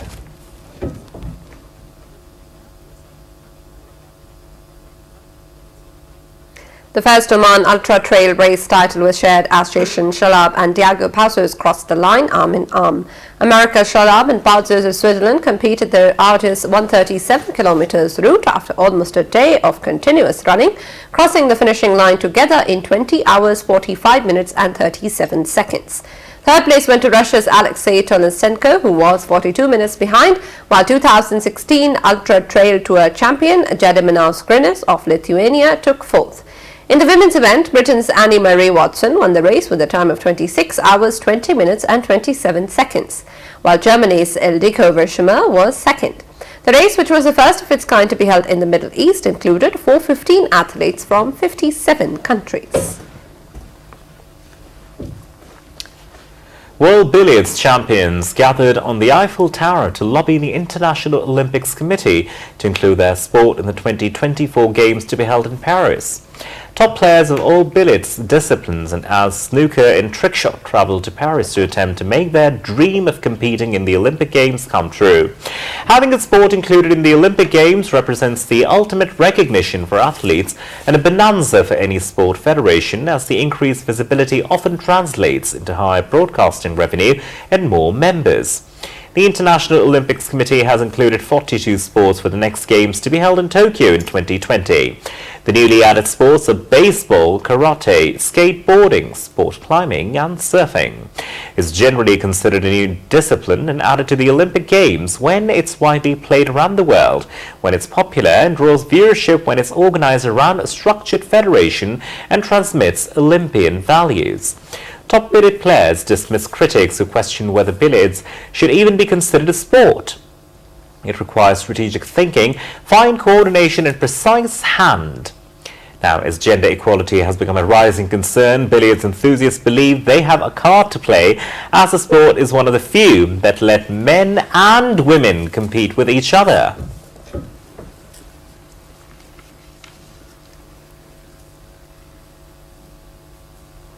The International Olympic Committee put planning for the Tokyo 2020 boxing tournament on hold in a move that could see the governing body IBA frozen out of the Games over a governance dispute.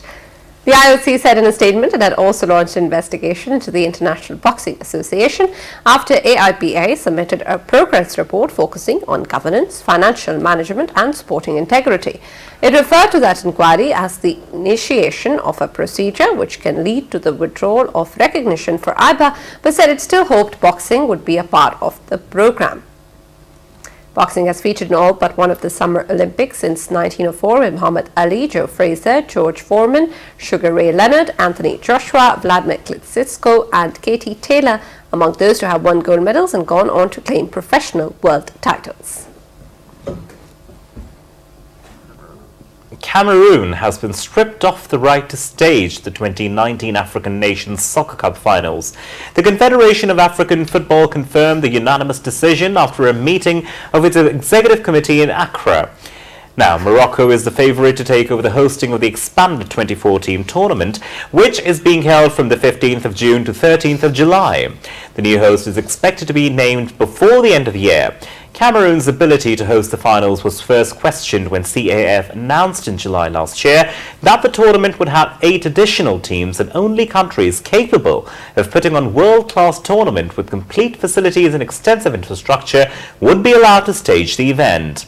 Morocco immediately said it was ready to replace Cameroon. CAF sent several inspection teams to Cameroon to check on the progress of the construction of 5 stadiums proposed for the tournament. Next year's Nations Cup will be the first move to mid-year to end a long-standing clash between clubs and countries over the release of their players. It will be the 4th successive Nations Cup to have a change of host. Jonathan Paredes and Rhiannon Eflin became the first cliff divers to take to the water at the remote Lago General Carrera in Chile. Mexico's Paredes and 27-year-old Eflin of Australia returned to dive into South America's second largest freshwater lake. Following her 3rd cliff diving World Series title and Paredes' 3rd place finish on the men's championship, the pair chose the lake in central Patagonia as the venue for their final dives of 2018.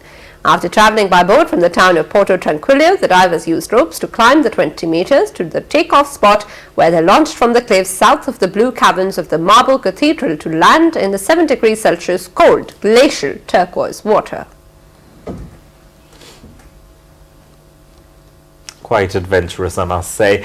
Now, Spaniard Jean Ram carded 9 under par 63 to surge into a share of the halfway lead with Henrik Stenson after the 2nd round at the Hero World Golf Challenge in the Bahamas.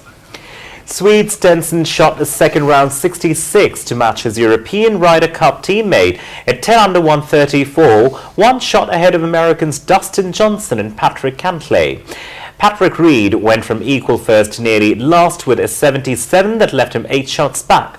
Tournament host Tiger Woods shot 69 to join Reed tied for 14th in the 18-man field.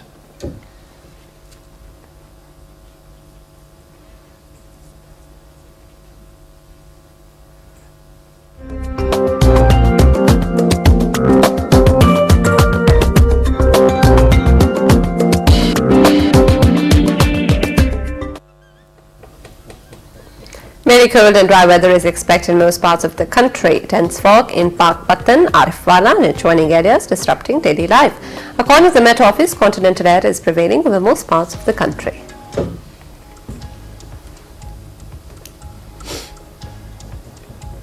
And that concludes our bulletin. For further details and live streaming, log on to our website world.ptv.com.bk. From Fahim and Sana, it's goodbye for now. Take care.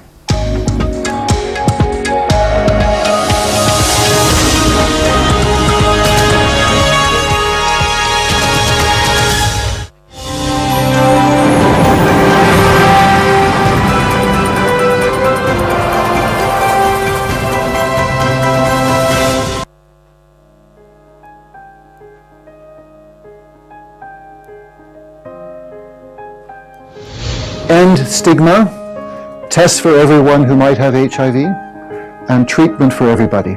No one is immune from HIV. Have yourself tested now. HIV infection is preventable, treatable, manageable by working with all stakeholders. Precaution is the key to prevent the spread of HIV. 64% of Pakistanis are young. My message to young people is that your active engagement can help in ending HIV/AIDS. जब हम अपना test करवाएंगे, इलाज करवाएंगे, तो only then हम कामयाब होंगे HIV/AIDS को अपने मुल्क पाकिस्तान से मुकम्मल सफाया करेंगे और इंशाल्लाह नई इन्फेक्शन नहीं होगी और HIV/AIDS से कोई डेथ नहीं होगा। HIV टेस्ट करवाएं, जिंदगी बचाएं।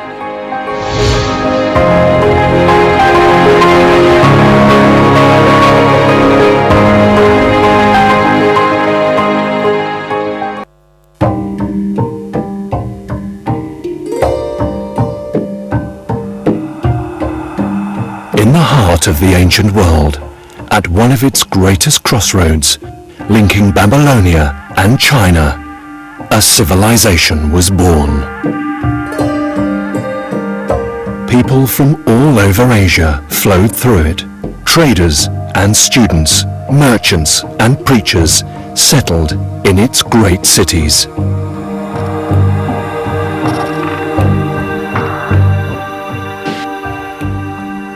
A millennium before the Renaissance in Europe, it flourished as a center for education and for the distinctive art of Gandhara. But for almost 1,000 years, Taxila was lost, buried below soil and grass, its secrets locked in stone.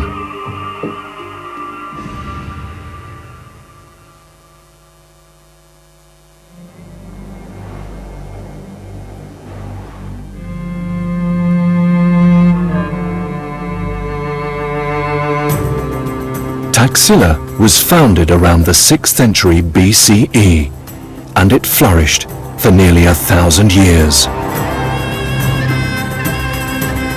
Its position connected Gandhara in the west to the Ganges Valley in the east, and Kashmir in the north to the Indian Ocean in the south. It was a thriving metropolis, embracing many different cultures and faiths. One of the world's first universities flourished here between the 1st and 5th centuries, advancing the study of philosophy, literature, mathematics, astronomy, and medicine. It was a home and training ground for many of antiquity's greatest scholars. Panini, the renowned grammarian, Karaka, a famous master of medicine, and Kautilya, a pioneer of political science and economics. Taxila मुख्तलिफ औकात में 3 शहरों पर मुश्तमिल रहा है, जो एक के बाद एक हुए, जिनमें आजकल हम जिनको कहते हैं भीरमाउंट, दूसरा सिरकप और तीसरा सिरसुख। इन सब को मिला के तक्षशिला कहा जाता था। Hindu mythology credits the legendary hero Rama's nephew with the founding of Taxila, and evidence suggests it's where the Mahabharata was first recited. भीरमाउंट जो सबसे पहले आबाद हुआ, जॉन मार्शल को इसकी खुदाई में से ऐसी छोटी छोटी फिगरिंग मिली जो ये साबित करती थी कि उस वक्त हिंदुइज्म यहाँ पे प्रैक्टिस किया जाता था।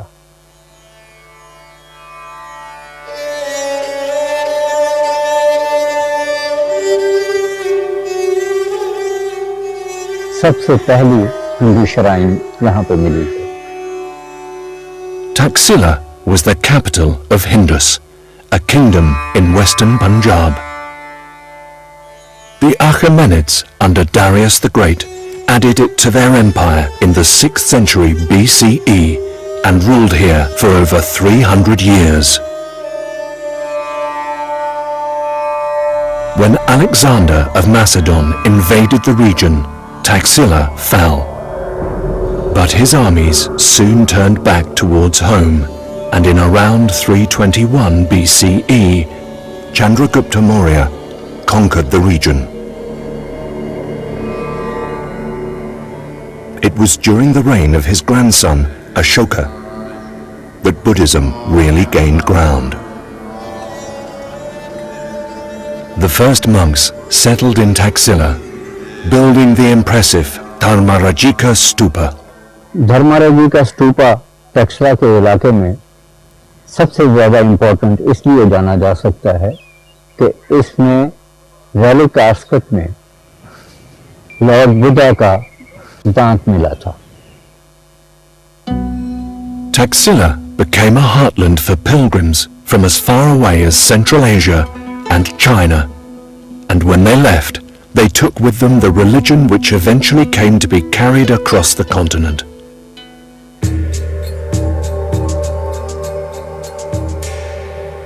"50 years later, the Bactrian king Demetrius conquered the region, and he founded the second city, Serkap. In typical Greek style, it was laid out in a grid pattern and fortified with thick stone walls. The straight main road divided the 1,200-meter-long town into two halves. And the streets were regular with shrines, houses and shops on either side. We can still see the workshop of a goldsmith here. The stone mold he used to fashion bangles and gold bars has survived through the ages. As in ancient Greek cities, there was even an acropolis within the city walls. The apsidal temple is the largest sanctuary of Serkap. Amazingly, the ancient people of Serkap even had their own town clock. This sundial was a shrine to the sun god. And in this temple, some of the ashes of Mahavira, the revered Jain teacher, were reportedly buried. The easy interaction between different faiths is clearly seen in the stupa of the double-headed eagle. इस shrine के motives ये जाहिर करते हैं कि इन पे साका, Indo Greek चीजें मिलती हैं कि एक ही वक्त में मुख्तलिफ लोग इसकी पूजा किया करते थे.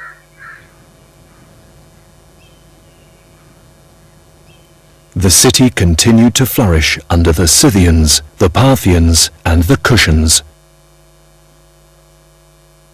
As the population grew, the Kushan king Kanishka chose to fashion a new town in a lush green valley.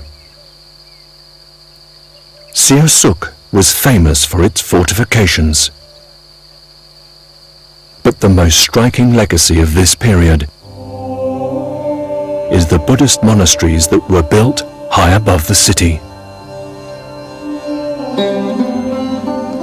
Rising 300 feet above the Taxila Valley on a picturesque hilltop, away from the heat and dust of the city, is the Julian Monastery. Its stupas are lavishly decorated, and huge ornate sculptures of Buddhas once lined the walls. Each stupa encloses the remains of a revered monk from the monastery. In the tranquil second court are the monks' cells, built for meditation and study, for this was a university. The Mora Maradu monastery was also built far from the city, allowing the monks to meditate and study here in perfect tranquility.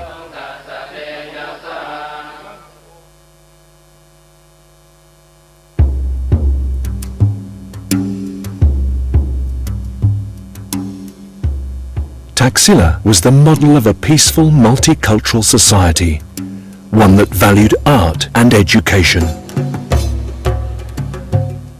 But by the 5th century, it lay largely abandoned.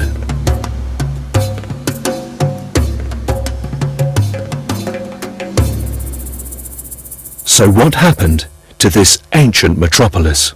जब हंस आए यहाँ पे तो जो Buddhist शहंशाहों की तरफ से उनको पैट्रनेज मिलती थी वो पैट्रनेज खत्म हो गई और ये लोग इस जगह को अबैंडन करना शुरू हो गए और ये इसका डिक्लाइन हो गया. By the 5th century, there was a resurgence of the old Brahmanic faith. Many felt Buddhism had become too decadent, with opulent stupas and monasteries, and its original message had been lost.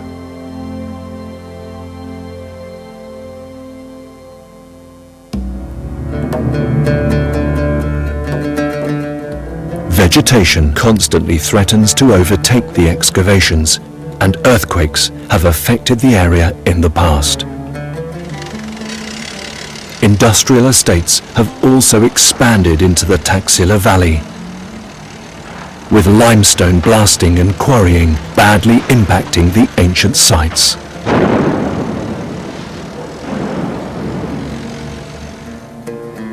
But one of the greatest losses to Taxila has been from the looting and trafficking of artifacts from the Buddhist sites. यहाँ के आसार जो हैं उनको इस तरह से तबाह किया गया कि लोगों ने इनको स्मगल किया. इन चीज़ों की मार्केट जो है वो दुनिया में बहुत ऊंची थी. हमारे पढ़े लिखे लोग भी कॉम्प्लेसेंट थे, उन्होंने कोई एहतियात नहीं किया. यहाँ से लोगों ने इकट्ठी करके चीज़ें उनको जो है स्मगल करना शुरू कर दिया और पैसे कमाने शुरू कर दिए, जो हमारे लिए अटली शेमफुल है. अपने बच्चों को सिखाना चाहिए कि ये विरसा जो है ये किसी एक शख्स का, एक Khan.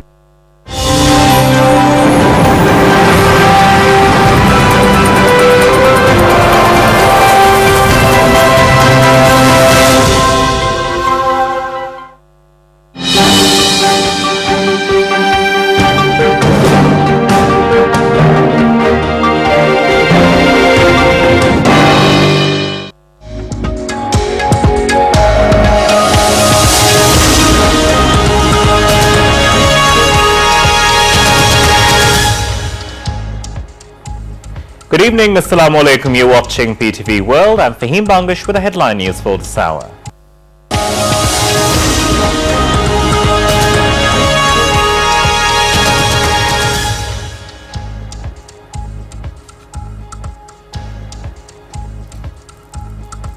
Prime Minister Imran Khan says the business community should not be worried about recent depreciation of rupee against the dollar, as Pakistan has received positive response from Saudi Arabia, China and the United Arab Emirates.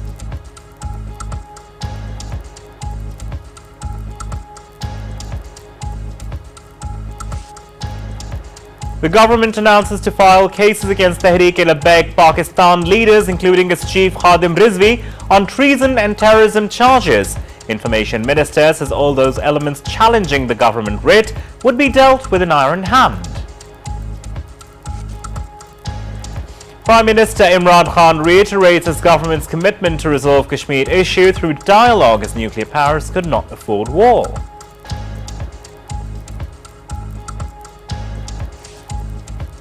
Pakistan rejects negative propaganda campaign in Indian media against Pakistan's Kartarpur Corridor initiative.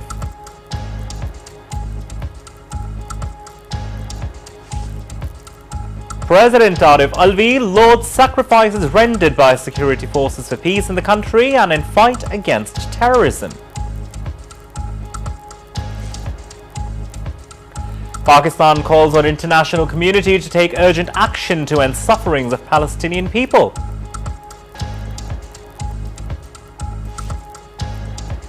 In occupied Kashmir, Indian troops in their unabated acts of state terrorism martyred 48 Kashmiris during the last month of November. Pakistan and Russia hold naval drills in the North Arabian Sea to promote capacity of joint operations between the two navies.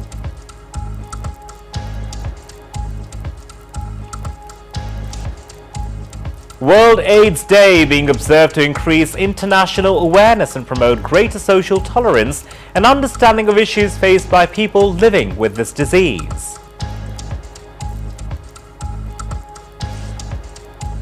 Former US President George Bush Sr. passes away at the age of 94. Pakistan extends condolences over his death. Germany beat Pakistan 1-0 in the Pool D match of Hockey World Cup 2018 in Bhubaneswar, India.